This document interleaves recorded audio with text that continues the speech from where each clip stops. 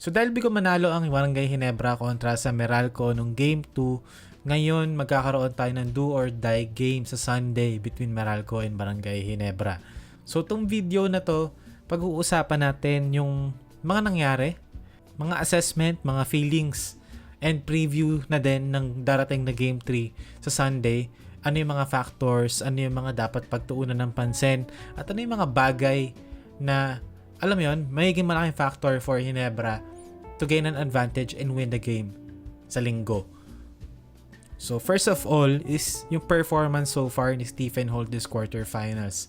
Kung magiging honest tayo, yung opensa kasi ng Ginebra, it may not look like Stephen Holt is a huge part of that, pero ang laking bagay rin nung nagagawa na nandun siya, and with him being aggressive offensively. Kasi so far, through 2 games ngayong quarterfinals, 33 minutes si Stephen Holt, averages niya lang ay 5.5 points, 3 rebounds, 1.5 assists, on 22% shooting, and 0 out of 5 sa 3 points. Hindi ko naman sobrang concerned na ang baba ng points and percentage. Ang concern ko dito is that 4.5 attempts per game lang si Stephen Holt sa field goal, which is ang baba nun. Parang at the very least, 'di ba, kahit mga 7 or 8 man lang or even 9, 'di ba? And even watching the replay, parang hindi talaga siya involved and hindi siya ganun ka-aggressive talaga. Kung makikita natin dito, loose ball napunta sa kanya. Okay, tumira siya ng 3 points. And ito kasi yung mga klase ng looks na makukuha ni Stephen Holt on a regular basis. Kasi okay, meron kang Troy inside, meron kang Brownlee na drive. Of course, si Brownlee makakapag-draw yan ng multiple defenders, and si Aaron Black kailangan niyang itag dito si Troy Rosario, preventing Troy from crashing the glass. So ang malilibre talaga dyan si Stephen Holt sa corner or si RJ Abarientos sa wing, yung dalawang shooters mo sa weak side. And if hindi kayang i-shoot or hindi aggressive din si Holt taking those shots or making those shots din, parang hindi mo nape-penalize yung defense. Kumare, dito, okay, pinch post, Troy, Scotty, mapupunta kay Holt, pero tignan nyo si Holt. Instead of looking at the rim, hindi man lang siya tumingin. Okay? Reset sila ng offense and wala na. Ilang seconds na lang to? 10 seconds na lang. Yung shot clock. Stephen Holt, pwede na naman salaksakin yan, diba? Draw the defense. Malay mo, meron siyang drop pass kay Japet or kay Brownlee pag nag-help yung defense. Pero, it seemed like Stephen Holt was super passive, if that's the term for that. And ang nangyayari ngayon, Barangay Ginebra, kumbaga they really rely on Scotty Thompson, Japet Aguilar, and Justin Brownlee to score for them, which is, expected naman na yun. Kasi nung eliminations, actually si Brownlee ngayon nag-struggle, yung locals talaga yung nagbubuhat, sila Holt, sila Troy, Scotty, even si Maverick. Kahit maalat-alat na ng mga nakahuling game si Maverick, malaking bagay rin si Maverick early in the conference. Si RJ Abarientos, of course. Pero ngayon, parang bumabalik doon sa iilan lang yung i-score, tapos yung mga role player, hindi ko nga matawag na role player si Holt, parang tingi-tingi lang yung points, like 5 points lang, ganon. And not even looking at the rim. Which is, ang ironic kasi Stephen Holt, di ba, ang bumabantay sa kanya, smaller Chris Banchero na kaya naman niyang atakihin papunta sa basket, which he doesn't do a lot as of late, which kung gustong manalo ng Ginebra, kailangan mo yung aggressive ni Holt kasi that allows Ginebra to play bigger lineups kasi meron kang extra spacer. Kung mare dito, okay, lineup ng Barangay Ginebra, Japet at the 5, Brownlee at the 4, tapos Holt sa 3, and then Maverick Hanmisi sa 2, RJ Abarientos sa 1. So may rin protector. And si JB kahit 4, okay lang.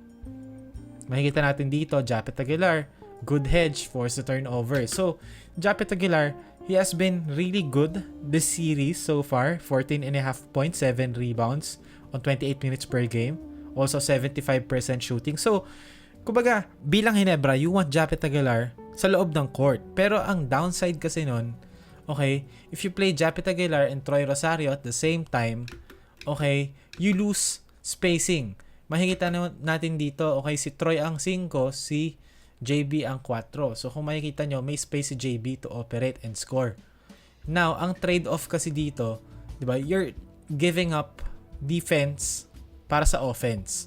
Kasi pag magkasabay si Troy, si JB, si Japet, tsaka si Holt sa loob ng court, walang spacing yung Barangay Ginebra. And ang magiging malaking factor doon is Stephen Holt stepping up and actually being a scorer kasi hindi pwedeng rely lang tayo ng rely kay JB and kay Scotty to score. Kasi sumisikip yung court kapag hindi rin naman nakakashoot yung mga nakapalibot sa kanila. That's why Ginebra, di ba, sa game 2, they opt on playing RJ Abarientos more.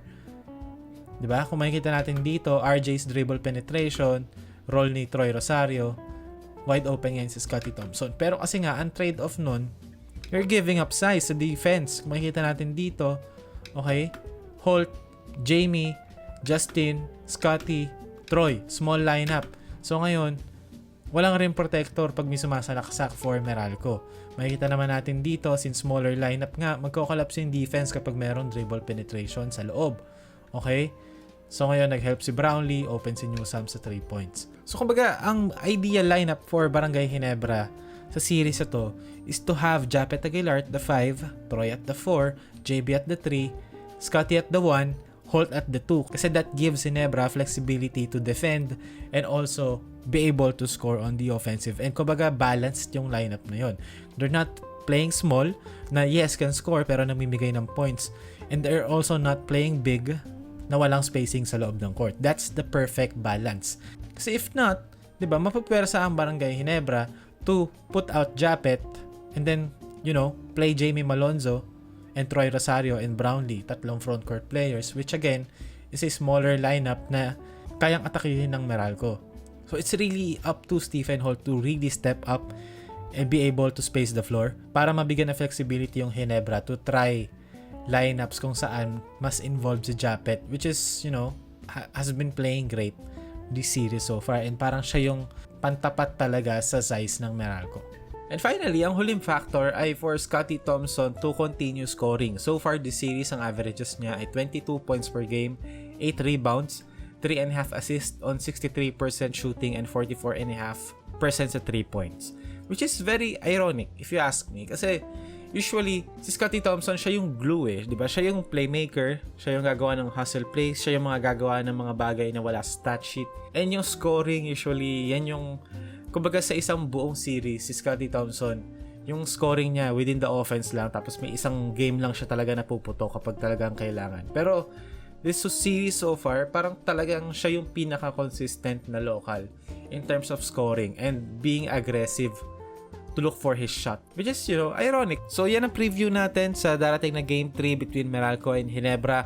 To be honest, kung hindi mag-align yung mga stars and maalat pa rin yung mga maaalat, medyo kailangan natin ng konting Magic Brownlee pa. Kahit, alam mo yun, ang dami nang ini-score. Kailangan pa natin ng konting Scotty, konting Japet pa. Pero sana, di ba, yung mga players na hindi pa nag-show up, mag-show up na kasi it has been a rough quarterfinals for some of Ginebra players playing alongside Scotty, JB, and Japet.